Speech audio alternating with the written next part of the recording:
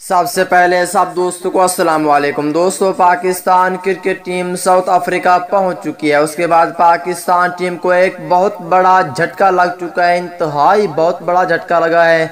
ایک بڑے کھلاڑی جس کو انجری ہوئی ہے وہ پاکستان سے ساؤتھ افریقہ نہیں گیا۔ وہ کھلاڑی T20 کا تھا، ٹیسٹ کا تھا یا ODI کا تھا، اور اس کی جگہ پاکستان ٹیم کے ایک اور کھلاڑی کو بھی رکھ لیا گیا ہے۔ وہ کون ہے؟ آئیے اس ویڈیو کے اندر اس حوالے سے مکمل رپورٹ بتانے والا ہوں۔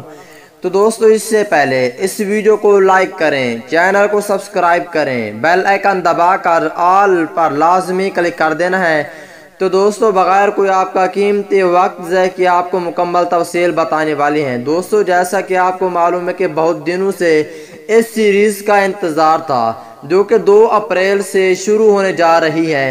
اس حوالے سے بات کرنے والی ہیں پاکستان کرکٹ ٹیم کو ساؤتھ افریقہ کے خلاف ایک بہت بڑا جھٹکا لگا ہے۔ اہم ترین کھلاڑی T20 یا ٹیسٹ یا ODI کس سیریز سے باہر ہوا ہے، کس فارمیٹ کا کھلاڑی تھا؟ دوستو، وہ کھلاڑی تھا ODI فارمیٹ کا، پاکستان کرکٹ ٹیم کے ODI فارمیٹ کا کھلاڑی تھا۔ اس کا نام تھا سعود شکیل۔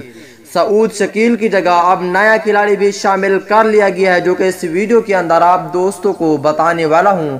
تو دوستو، اس سے پہلے ایک پیارا سا کمنٹس لازمی کرنا ہے اس سیریز کے حوالے سے کہ یہ سیریز پاکستان ٹیم جیتے گی یا ساؤتھ افریقہ۔